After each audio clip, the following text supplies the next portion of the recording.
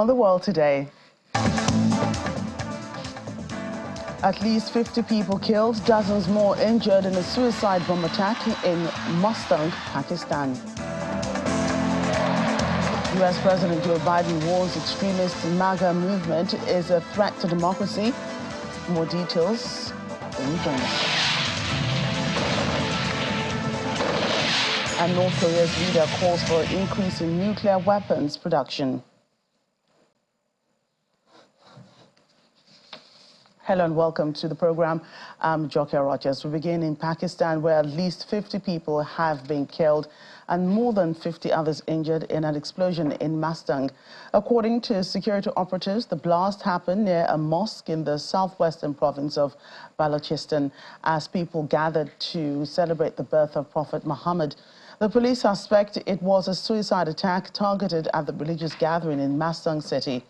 Officials have declared a state of emergency, although no group has claimed responsibility for this attack. Meanwhile, a separate blast has taken place at a mosque near Peshawar city in Khyber Pakhtunkhwa province, killing 5 other people.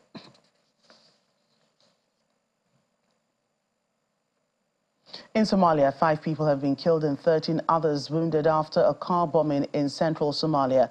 Police say a car rigged with explosives detonated near a busy market in the district of Bolobodi in Hiran region. Although no one has claimed responsibility, Islamist militant group Al-Shabaab frequently targets civilians and the military.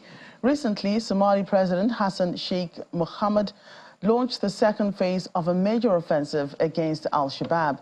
With the help of local clan militias, African Union troops and U.S. air support, the military has managed to capture several towns and villages. The Netherlands is reeling from an unprecedented twin shooting in the city of Rotterdam. Dutch police have arrested a gunman who killed at least 3 people on Thursday after opening fire in a home before setting it alight. They stormed the city's Erasmus Medical Center. A small pile of flowers lay outside the medical center where one of the victims, a 43-year-old doctor, taught and where the suspected perpetrator was a student.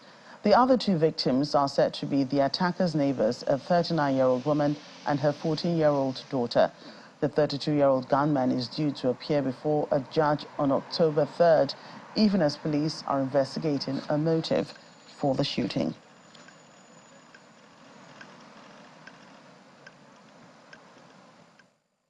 In the United States, the Republican-led House Oversight Committee has kicked off its first hearing in its impeachment inquiry of President Joe Biden.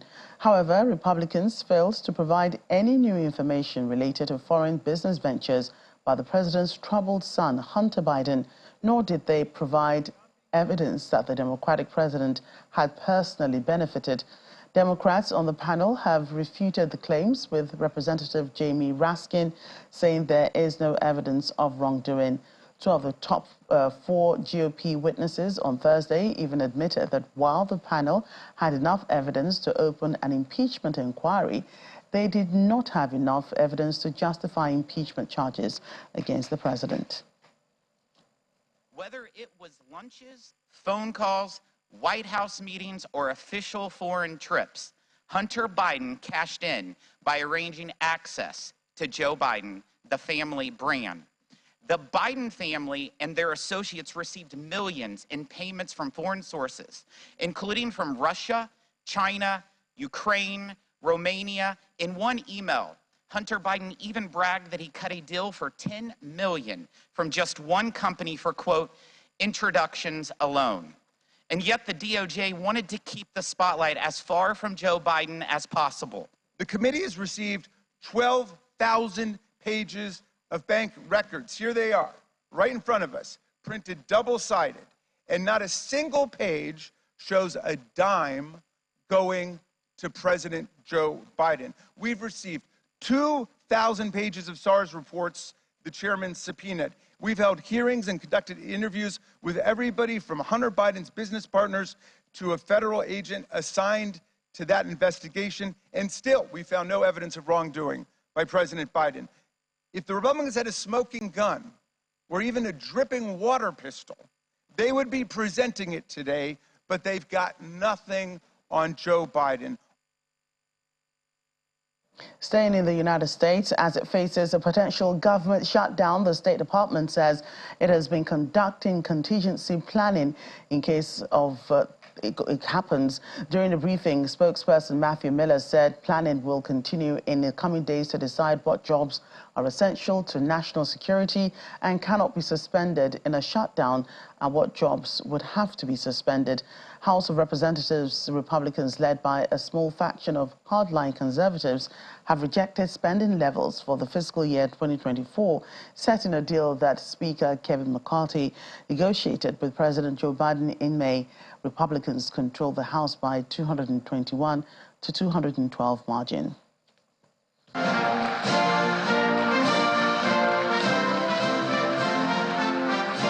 Democracy means rule of the people, not rule of monarchs, not rule of the money, not rule of the mighty. Regardless of party, that means respecting free and fair elections. I'm not aware of us sending a communication out to employees of that nature. We have had planning going on for a number of days, contingency planning in case there is a shutdown.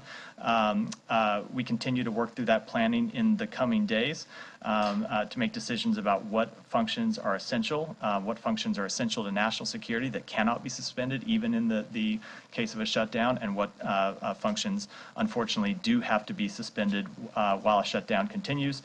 That said, we remain hopeful that Congress will do its job and fund the government, but we are making contingency planning in case they don't. In the meantime, President Biden is warning that the United States faces a threat to its democracy by who he calls extremist mega supporters. Mr. Biden's remarks in Tempe, Arizona, is the fourth in a series of speeches about the threat to democracy, warning of a potential danger posed by Donald Trump, as exemplified by the January 6, 2021 attack on the U.S. Capitol. President Biden's remarks also honor the legacy of the late Arizona Republican Senator John McCain, the 2008 Republican presidential nominee who died in 2018. Mr. Biden and Mr. McCain remained friends despite deep political differences. Rule of the people, not rule of monarchs, not rule of the money, not rule of the mighty. Regardless of party, that means respecting free and fair elections, accepting the outcome, win or lose. It means you can't love your country only when you win.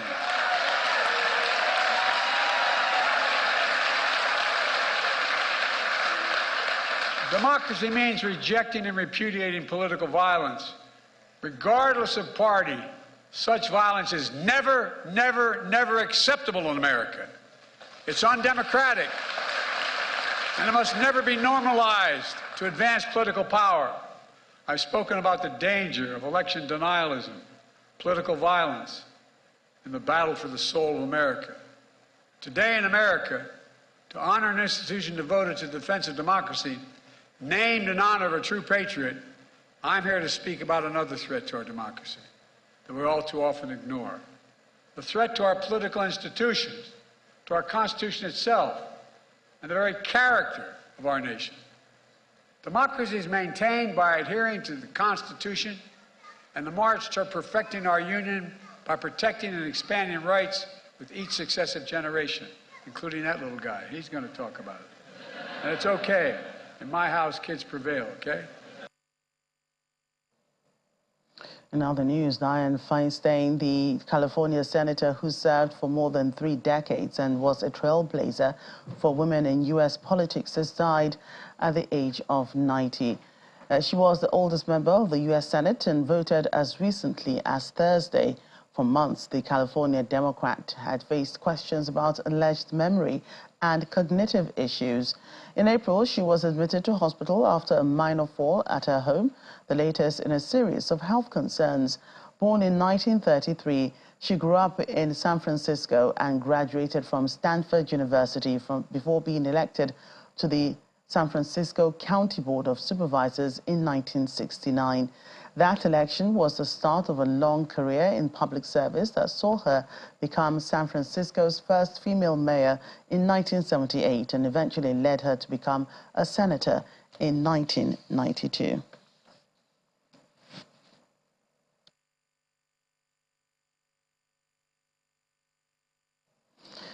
Well, the Pentagon says that U.S. Army Private Travis King will be undergoing medical evaluations, including for his mental health after his arrival at a U.S. military hospital in Texas after being expelled from North Korea. Spokesperson Sabrina Singh says she could not put a timetable on the evaluation process, but adds that he will be going through the reintegration program for the immediate future. The 23-year-old was held in North Korea for over 2 months following his surprise dash across the heavily militarized border dividing the Korean peninsula. Details are still scarce about his treatment in North Korea and what drove him to flee there. Of why he left and motivations for why he crossed over into the DPRK. Again, as you know, that's still under investigation. That's something that the Army is leading with UN Command as well. So I will, let that investigation continue. In terms of details of what he is going through now. So as you mentioned, Private King arrived late last night, or early in the morning to San Antonio, where he will be going through a reintegration program. How long he is there in this reintegration program is really dependent on each person that goes through. But what I can tell you is he'll be going through medical screenings, medical evaluations, and then he'll be meeting with professionals to assess his emotional and mental health well-being, and he'll be meeting with counselors. So this is something that I can't really put a timetable on, but he will be there going through the reintegration program for the immediate future. And North Korean leader Kim Jong-un has called for an exponential increase in the production of nuclear weapons. Mr. Kim made the comments during a 2-day session of the North's parliament, which amended the constitution to include his policy of expanding the country's military nuclear program. He adds that this is for his country to play a larger role in a coalition of nations confronting the United States in what he describes as a new Cold War. The Supreme People's Assembly meetings came after Mr. Kim traveled to Russia this month on a trip that sparked Western concerns about a possible arms alliance in which North Korea would provide Russia with ammunition for its war in Ukraine in exchange for advanced weapons technologies.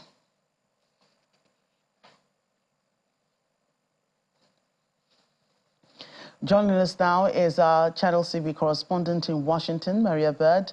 Maria, good to have you today. Thank you for having me.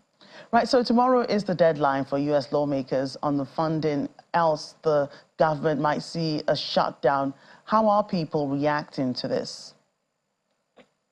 Well, many Americans are looking at this as a potentially devastation for those who are dependent upon government assistance, those who are dependent on small business loans, and obviously employees of the government who are dependent on those checks for their livelihood. So this is of great concern to many Americans, especially as for many government employees and those receiving assistance, this could be one of the last payments they receive if the government does not stay open.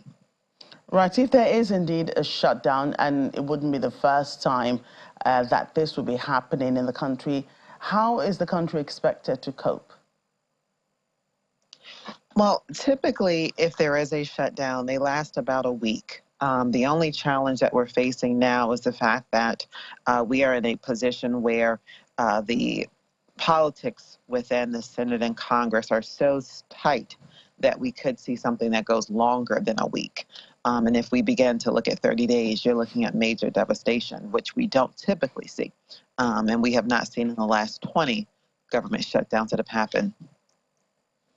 Let's get you through to talk about another issue now. So many issues coming out of the United States this week. Now that the House Oversight Committee has kicked off its first hearing in its impeachment inquiry of President Joe Biden, talk to us about how this went down.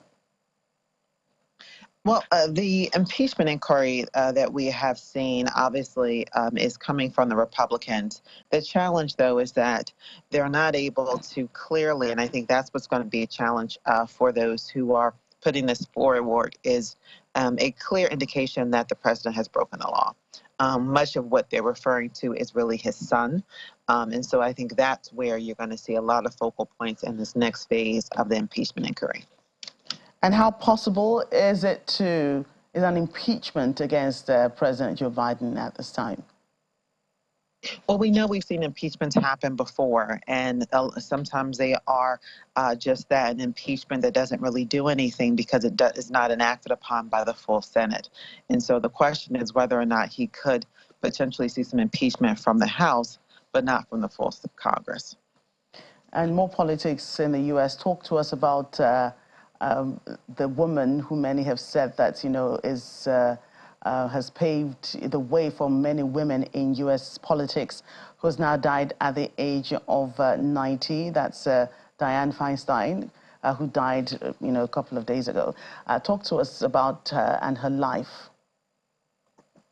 Yes, Dianne Feinstein was a trailblazer in so many areas. The U.S. Intelligence Committee being the first woman to lead that, we know how important that has been when you talk about U.S. intelligence. She's been the first in so many areas, the first woman mayor of San Francisco. So she has been a true trailblazer, and as you said, 90 years old.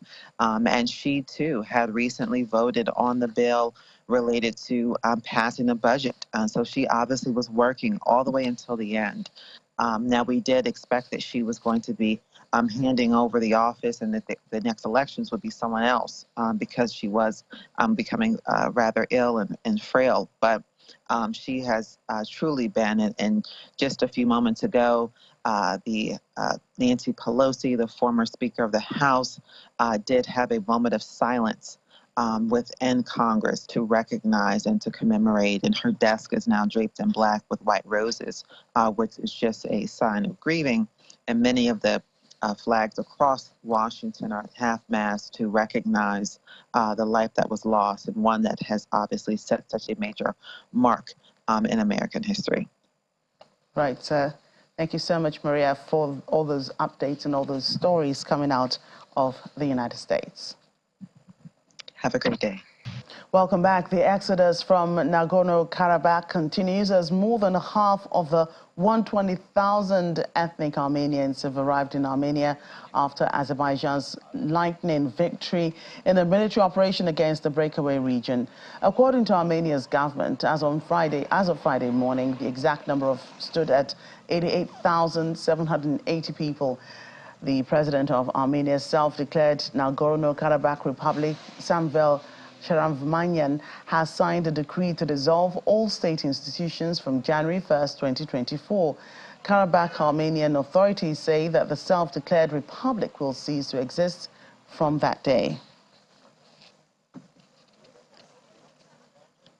In the meantime, the UNHCR says huge crowds of tired and frightened people are gathering at registration centers as over 88,000 people have crossed into Armenia from Nagorno-Karabakh. Kavita Belani, the UN representative in Armenia, says the total could reach up to 120,000, a figure matching estimates of the entire population of the breakaway region recaptured by Azerbaijan last week. Regina Dominics, UNICEF regional director, said nearly a third of the refugees are children. International Federation of Red Cross and Red Crescent Society's representative H.M. Diab also said there was a massive need for mental health support for these refugees. To provide an update on the current situation of over 88,000 refugees who have arrived so far, with over 63,000 currently already registered by the government of Armenia. The numbers are increasing as we speak, and their needs are also really increasing. It's very difficult to say how many would come. I mean, when our planning figures as the UN and the humanitarian community here is from 70,000 to up to 90,000.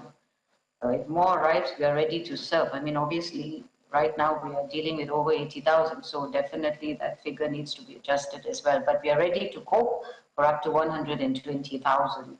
It's very hard to predict how many will come at this juncture. The situation is evolving so quickly. We have heard the number from the colleague of UNHCR. Approximately 30% of those are children. And the major concern for us is that many of them have been separated by their family. Families arriving with children that are so weak and even fated in the hands of their parents, or so some of them are dropped straight away in the hands of the Armenian Red Cross staff or a volunteer. Canadian Prime Minister Justin Trudeau has said that his country is serious about building closer ties with India despite an ongoing diplomatic row. His latest remarks come at a time when ties between the two countries are at an all-time low. Tensions flared up when Mr. Trudeau on 19 September said Canada was investigating credible allegations of India's involvement in the murder of a Sikh separatist leader. However, Delhi has dismissed the claim as absurd. Mr. Hardeep Singh Nijjar was murdered outside a temple in Canada in June. On Thursday, the Canadian Prime Minister said it was extremely important to constructively and seriously engage with India. China's second-largest real estate developer is close to bankruptcy, leaving millions of property investors nursing heavy losses. The government has spent 9 months trying to kickstart the world's second-largest economy after 3 years of strict COVID lockdowns. But despite targeted stimulus measures to boost exports and domestic consumption, growth has not yet returned to pre-pandemic levels, and the capital, Beijing, is already forecast to miss its 5% growth target for this year. Anxious Chinese home buyers are reeling from the crisis. In September 2021, Evergrande failed to repay more than $100 million to offshore lenders. At that time, it was estimated that the firm had more than 1.5 million unfinished homes. The default brought to light a real estate crisis in China, which is still spiraling from 2 years later. The bankrupt firm has spent the past 18 months trying for a recovery deal, but news this week that its founder, Hui Kanyan, and other senior leaders have been detained by police has renewed alarm over its future.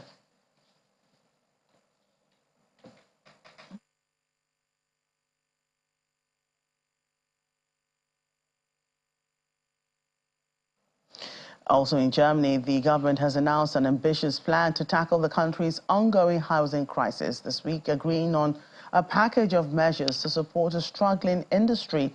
The government on Monday agreed to a 14-point plan to address the growing crisis in the country with a crucial meeting of building industry and government leaders, including Chancellor Olaf Scholz, in the face of a depressed construction sector. There are 30 different industry groups were invited to meet with Mr. Scholz and Construction Minister Clara Greiwitz, both of the Social Democrats, in the Chancellor's office in Berlin. This comes ahead of state elections in Bavaria, and where the governing traffic light parties of Social Democrats, Greens and Free Democrats aren't expected to do well.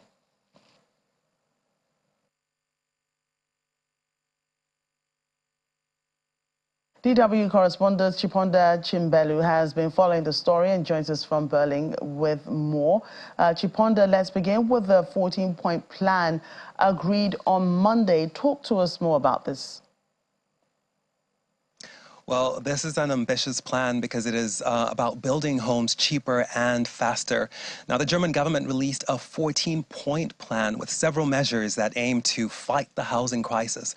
But before we get into some of them, it's worth mentioning that Germany lacks more than 700,000 apartments, according to one estimate.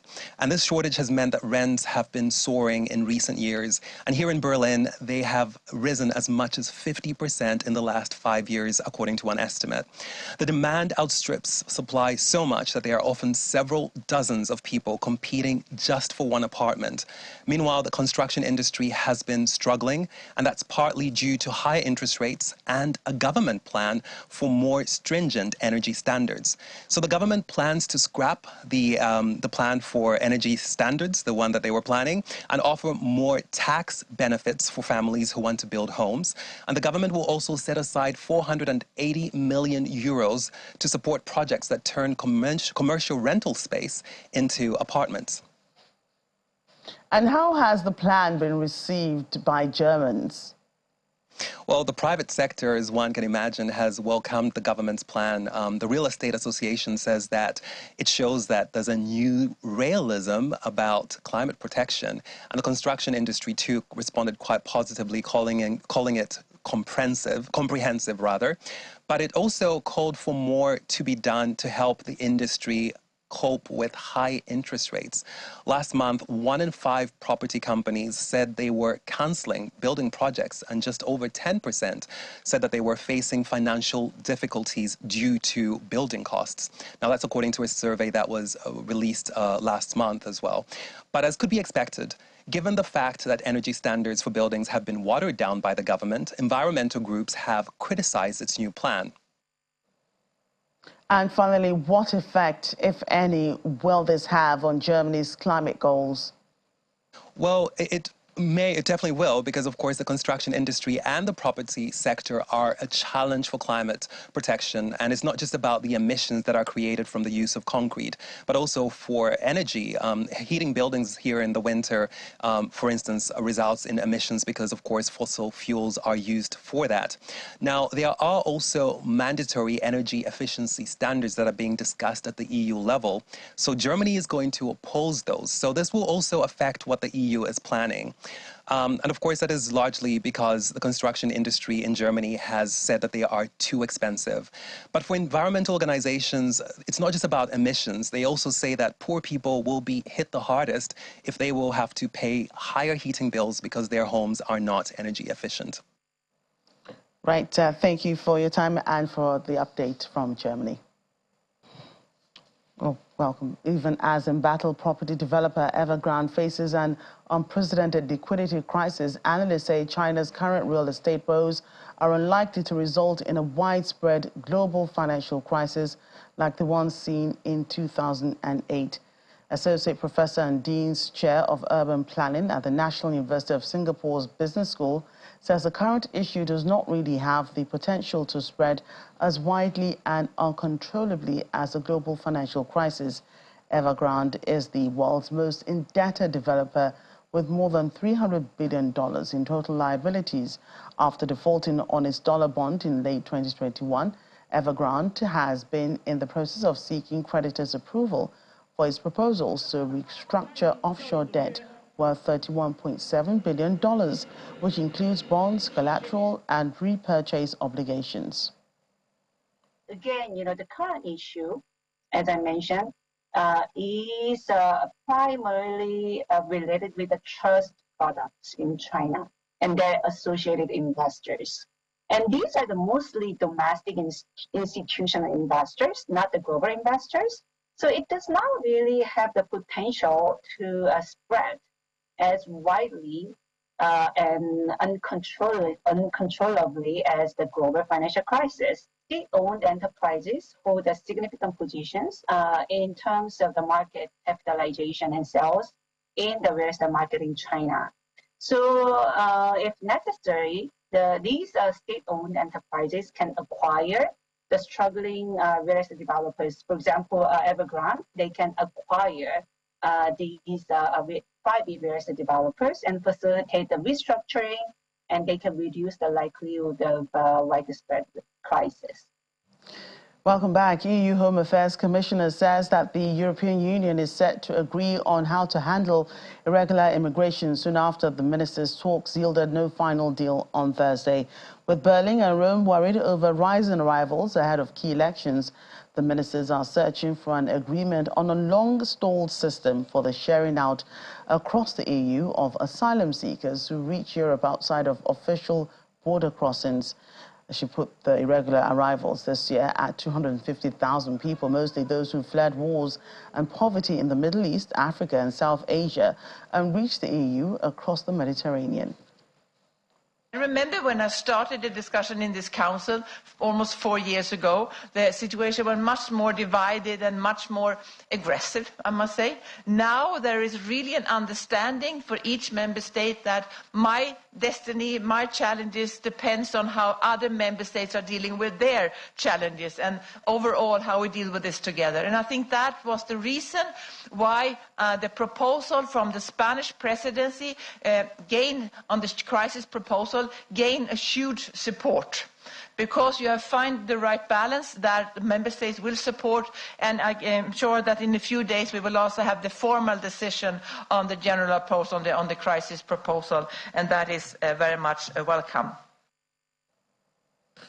Now to humanitarian operations, where the departure of peacekeepers in the Democratic Republic of Congo has been a topic of debate in the UN Security Council. The United Nations Organization Stabilization Mission in the Democratic Republic of Congo, MONUSCO, says the withdrawal of its peacekeepers is aimed firstly to diffuse ever-increasing tensions between MONUSCO and the civilian population in that country.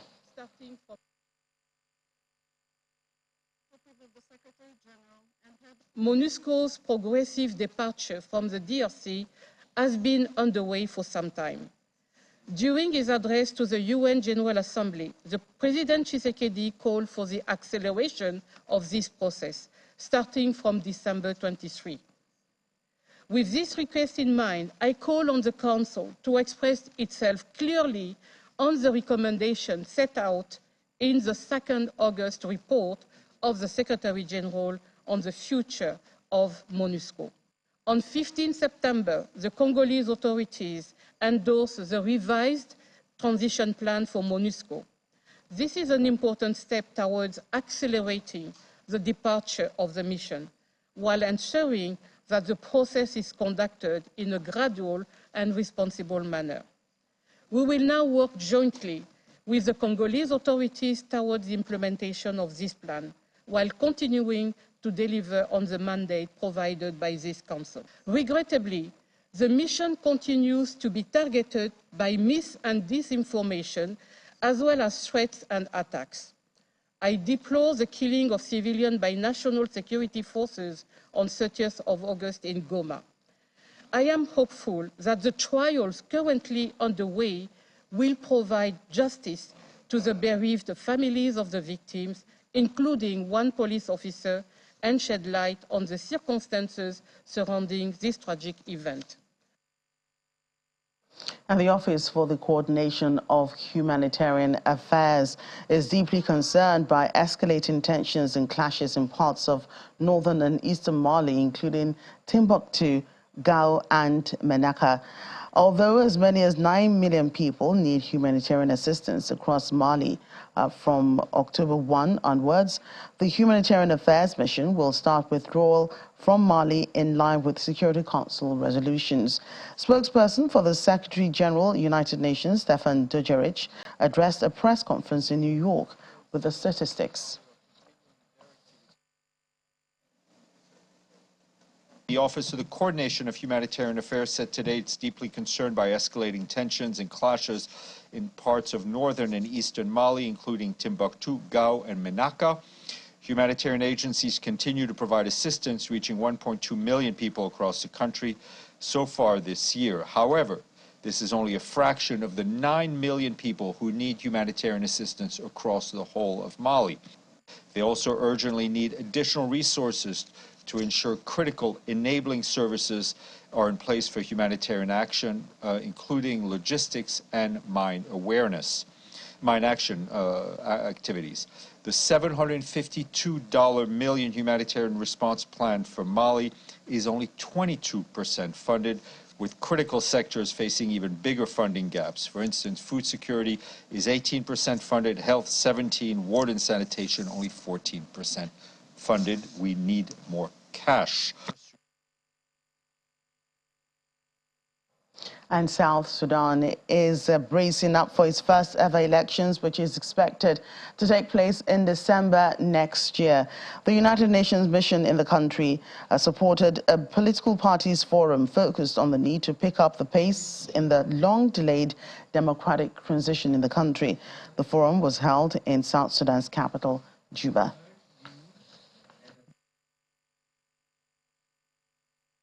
With only 15 months left before the elections by December 2024, we urge you and the parties to show the political will to reach compromise in the spirit of consensus to advance the establishments of the key institutions, specifically the Political Parties Council, PPC, the National Constitutional Review Commission, NCRC, and National Elections Commission, NEC. The parties should encourage political education and enlightenment to raise social awareness and political consciousness of the people.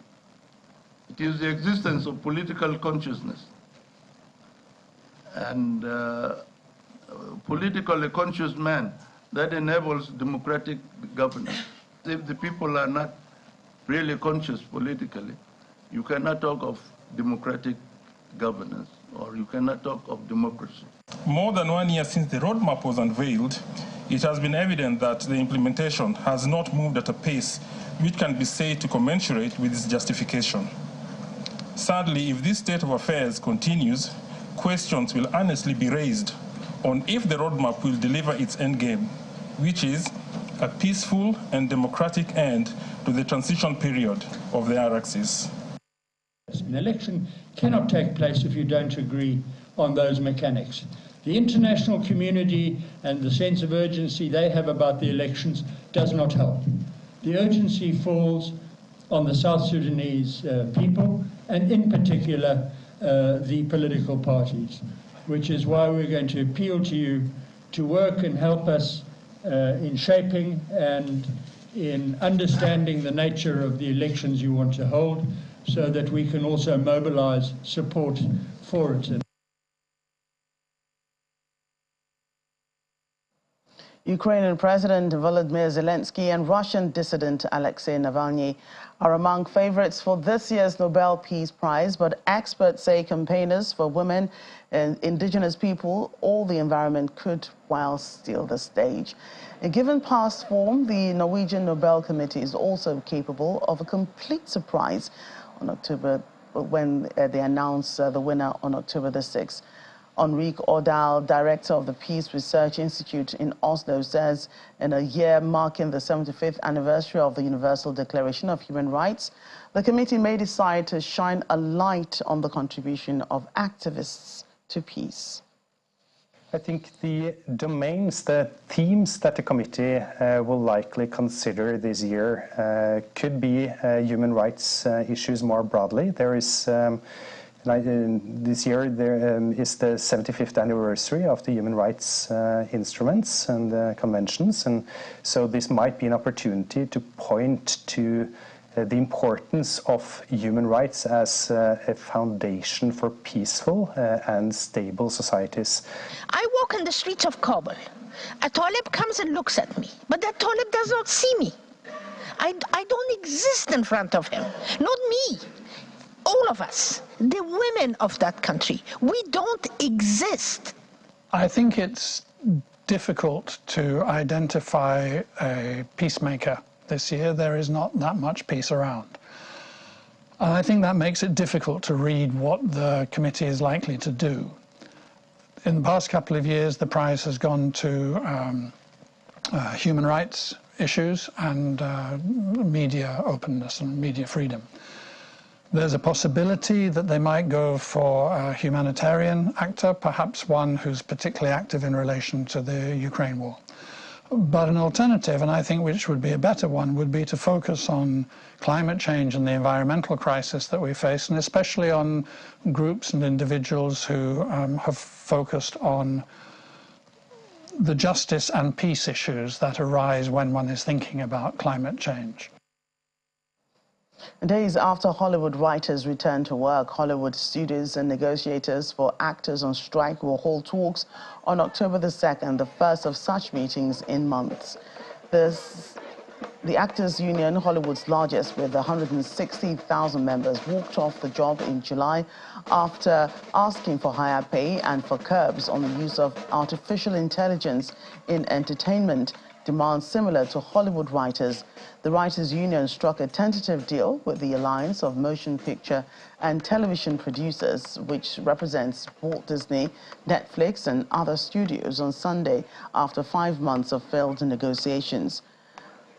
The group has a wide range of performers with different issues they want addressed. Black and brown brothers and sisters in this country, is real in America. Assaults, physical assaults on Asian Americans is real in America. That's not cautionary or alarmist. It's just arming with the truth and the courage to fight it. Because when we fight, we win. When we fight, we win. When we fight, we win. I want to celebrate what SAG-AFTRA holds as its superpower, our diversity. Our categorical inclusion of all types of work in this union and those who represent it. It is the thing that makes this country great. It is the thing that makes this struggle righteous. It is the thing that makes SAG-AFTRA a powerful vision of what America must, should, and can be. From the great muddy waters, and if this doesn't clear the house, I don't know what.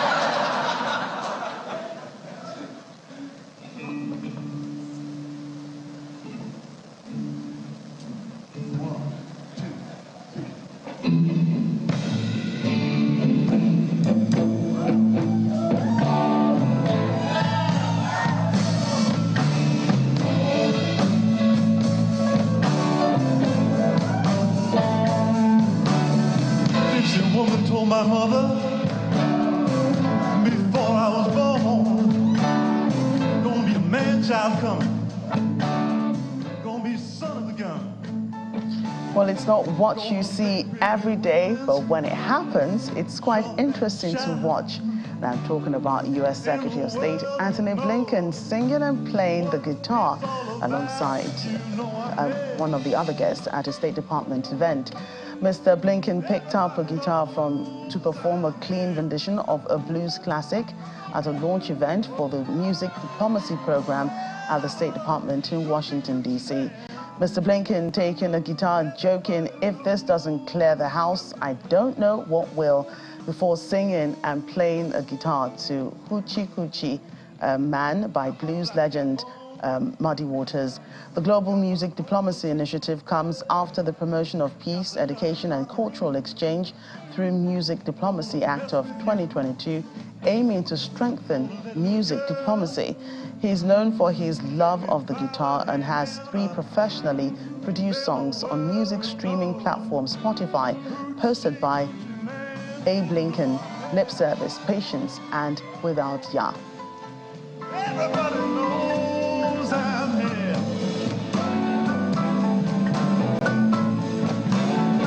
Well, I'm a hoochie man.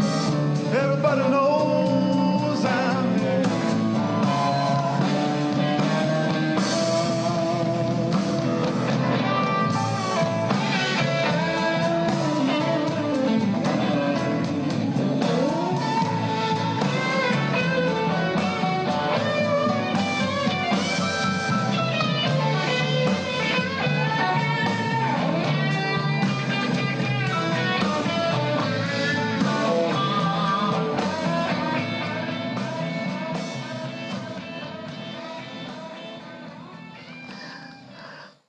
Lovely rendition. Well, that's it on the program. Thank you so much for watching. I'm Jackie Rogers. Bye for now.